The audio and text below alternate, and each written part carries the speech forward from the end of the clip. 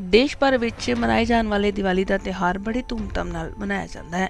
पुरातन समय विच इस त्यौहार मौके लोग घरां विच मिट्टी के दीवे सरों के तेल नाल जगा के खुशी मनाया करते सन। कोई समा सी जदों कई महीनों बद्दी पहलां इस कारोबार नाल जुड़े घुमियार बरादरी के लोग वन सवन्ने दीवे अते हटड़ियां बनाउण लग पैंदे सन ਅਤੇ एक हफ्ता पहला शहर के बाज़ारां गलियां अते पिंडां विच दीवे वेचण दीआं आवाज़ां गूंजणियां शुरू हो जांदियां सन। पर समय ने अजिहा पलटा खाधा। अजोके समय दौरान इन्हां दीविਆਂ ਦੀ ਥਾਂ ਤੇ चाइनीज़ लड़ियां ने लै लई। मौजूदा समय विच देश के प्रधानमंत्री नरेंद्र मोदी घरेलू व्यापार प्रफुल्लित करन अते मेक इन इंडिया के नारे ते जोर दे रहे हैं। पर इस दे बावजूद भारत अंदर हथ तो बनने वाले दीविਆਂ का कारोबार आखिरी साहां ते पुज चुका है। फाजिलका अंदर पिछले कई सालों तो इस कारोबार नाल जुड़े हंड भनवी मेहनत करने वाले कारीगर राजकुमार ने दस्सिया कि उन्हां दे वड्ड वडेरे भी मिट्टी के दीवे घड़े हटड़ियां गोलकां आदि बनाउण दा काम करदे सन। उसने दस्सिया कि पहलां तां दीवे बनाउण लई मिट्टी पिंड बाधा नेड़े मुफ्त मिल जाती सी, जदों कि हुण चंगी मिट्टी लई किलोमीटर का सफ़र तय करना पैंदा है। राजकुमार अते मीरा राणी ने दस्सिया कि 30 सालों तो वो इस कारोबार नाल जुड़े हुए हैं, पर उन्हां दी आउण वाली पीढ़ी इस काम तो गुरेज करदी नजर आ रही है, जिसका वड्डा कारण है उन्हां नूं पै रिहा घाटा। इस दे नाल ही फाजिलका विच इस कारोबार नाल जुड़े होरनां कारीगरां दा कहना है कि अगर सरकार सहयोग करे तां घरेलू उद्योग तरक्की कर सकदा है, क्योंकि पिछले समय विच किसी भी सरकार ने इस किते वाल कोई ध्यान नहीं दिता। इस कारोबार नूं सरकार छोटियां सनतां विच लवे, बिना ब्याज ते करजा देवे, वेचण लई मंडियां मुहैया करावे। उन्हां दा कहना है कि सरकार ने जेकर इस वाल ध्यान ना दिता तां यह कारोबार भविख विच बंद हो जाएगा अते नवीं पीढ़ी अपने विरसे नूं पूरी तरह भुल जाएगी। मेरा नाम राजकुमार है जी।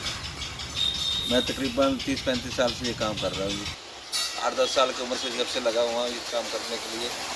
हमें इसमें जितनी मेहनत उतना मार्जिन नहीं मिलता है और ना कोई सरकार से कोई सहूलतें दी हमें। मिट्टी के बनाते हैं, जैसे बर्तन बनाते हैं, भट्टी लगाते हैं, बारिश आ गई या कोई अंधेरी आ गई, उसका नुकसान हो गया तो हमें यानी कि उसका नुकसान उठाना पड़ता। सरकार की ओर से हमें कोई सुविधा नहीं इसके लिए और ना कोई हमारे काम में कोई इतना है। अगर दीपक के 2 रुपये मांग लेते थे वो आगे से गाहक हंस के दिखा देता है कि ये मिट्टी के 2 रुपये। मेहनत नहीं देखता जी कि हमारी को मिट्टी होकर बनाते हैं और कैस्टी में को मिट्टी होकर बनाते हैं और इस मिट्टी की कोई कीमत नहीं है, हमारी मेहनत की कीमत नहीं है। जितना मर्जी कर ले काम फिर भी ये मिट्टी कहलाती है। जितनी मर्जी हम मेहनत करें लोग तो यही कहेंगे कि ये तो है तो मिट्टी, इतने पैसे क्या किस लिए मांगते हो। दिन ब दिन ये काम आगे की ओर बढ़ रहा है या कम हो रहा है? नहीं, ये कम हो रहा है।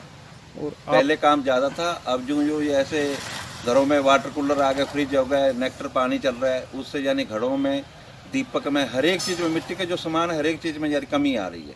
पहले से कोई बढ़ोतरी नहीं है। आपके बच्चे जो हैं इस काम में आपका सहयोग दे रहे हैं? नहीं जी, बिल्कुल नहीं देते। वो तो मिट्टी का काम ही नहीं करते, हाथ नहीं लगाते।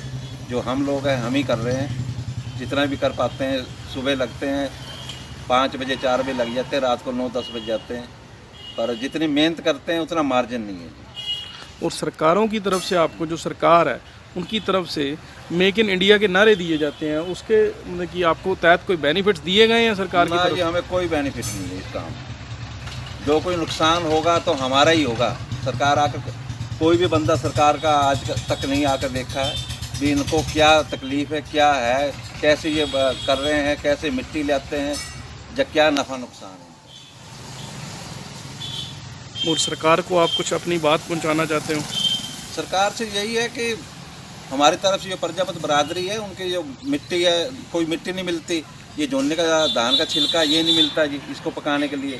चाहे लक्कड़ का बूरा है वो तो मोल ले आते हैं, जो भी रेट है वो तो मोल ले आते हैं, पर ये जो चीज़ें हैं जो मिट्टी है, मिट्टी पैसों से भी नहीं मिलती हमको। ਅਸੀਂ 30 ਸਾਲ ਹੋ ਗਏ ਕੰਮ ਕਰਦੇ, ਪੇਕੇ ਕਦੇ ਕੀਤਾ ਨਹੀਂ।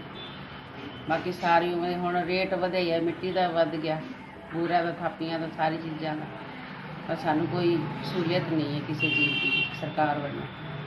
ਤੇ ਤੁਸੀਂ ਮਿੱਟੀ ਕਿੱਥੋਂ ਲੈ ਕੇ ਆਉਂਦੇ ਜੀ? ਮਿੱਟੀ ਸਾਨੂੰ ਆਵਾਦੇ ਮਿਲਦੀ ਸੀ, ਪਹਿਲਾਂ ਫਰੀ ਮਿਲਦੀ ਸੀ, ਹੁਣ ਸਾਨੂੰ ਮੁੱਲ ਸਟਾਣੀ ਪੈਂਦੀ ਟਰਾਲੀਆਂ ਨਾਲ। 3000 ਦੀ ਟਰਾਲੀ ਹੈ, 2500 ਦੀ ਵੀ ਹੈ। 2500 ਦੀ ਸਟਾਈ ਖਰਾਬ, ਫਿਰ 3000 ਦੀ ਸਟਾਈ ਖਵਾਵੇ ਤੋਂ ਲੈਂਦੇ ਹਾਂ।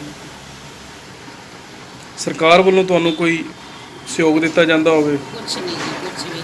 ਛੇਲਰ ਆਖਿਆ ਜਦੋਂ ਵੋਟਾਂ ਵਾਲੇ ਆਉਂਦੇ ਆ ਤੁਹਾਨੂੰ ਆ ਵੀ ਸਹੂਲੀਅਤ ਮਿਲੂਗੀ ਆ ਵੀ, ਤੇ ਸਾਨੂੰ ਕੋਈ ਸਹੂਲੀਅਤ ਨਹੀਂ। ਛੇਲਰ ਹੁੰਦਾ ਜਿਹੜਾ ਝੋਨੇ ਦਾ ਵੀ ਆ ਤੁਹਾਨੂੰ ਫਰੀ ਦਵਾਵਾਂ, ਪਹਿਲਾਂ ਸਾਨੂੰ ਫਰੀ ਮਿਲਦਾ ਸੀ, ਹੁਣ ਆ ਵੀ ਨਹੀਂ ਮਿਲਦਾ। ਹੁਣ ਸਮਝ ਲਓ ਗਊਆਂ ਦੇ ਪੱਠੇ ਪੁੱਠੇ ਲਿਆ ਕੇ ਉਹ ਉੱਤੇ ਪਾ ਕੇ ਗੁਜ਼ਾਰਾ ਕਰਦੇ ਨੇ। ਤੇ ਤੁਸੀਂ ਦੀਵਿਆਂ ਨੂੰ ਕਿਸ ਚੀਜ਼ ਨਾਲ ਪਕਾਉਂਦੇ ਹੋ? ਇਹ ਹੋ ਗਿਆ ਬੂਰਾ, ਹੋ ਗਿਆ ਬਰੀਕ ਥਾਪੀਆਂ, ਤੇ ਆ ਜਿਵੇਂ ਫਿਰ ਘਾਸ ਫੂਸ ਹੀ ਪਾਉਂਦੇ ਆ। ਫਿਰ ਹੁਣ ਛੇਲਰ ਮਿਲਦਾ ਨਹੀਂ ਸਾਨੂੰ। ਇਹ ਤੁਹਾਨੂੰ ਫਿਰ ਜਿਹੜਾ ਦੀਵਾ ਹੈ, ਕਿੰਨੇ ਰੁਪਏ ਦਾ ਕੋਸਟ ਕਰਦਾ ਘਰ? ਵੈਸੇ ਤਾਂ 50 ਪੈਸੇ ਦਾ ਇਹ ਸਮਝ ਲਓ, ਥੋਕ 'ਚ ਚੱਕੀਏ ਤਾਂ ਉਹ ਨਹੀਂ ਬਚਤ, ਆਪ ਹੀ ਫਿਰ ਮਿਹਨਤ ਕਰਕੇ ਬਣਾਉਂਦੇ ਆ। ਇਹ ਹੋ ਜਾਂਦਾ ਵੀ ਸਾਨੂੰ ਵੀ ਅੱਗੇ ਖਰੀਦ ਕੇ ਦੇਣਾ ਨਹੀਂ ਪੈਂਦਾ, ਵੀ ਜਿਹੜਾ 10 ਪੈਸੇ ਬਚਦੇ ਉਹ ਸਾਨੂੰ ਬਚਦੇ ਆ। ਫਾਜ਼ਿਲਕਾ ਤੋਂ ਰਿਤਿਸ਼ ਕੁੱਕੜ ਦੀ ਰਿਪੋਰਟ। ਵਧੇਰੇ ਖਬਰਾਂ ਲਈ ਤੁਸੀਂ ਦੇਖਦੇ ਰਹੋ ਅਜੀਤ ਵੈਬ ਟੀਵੀ।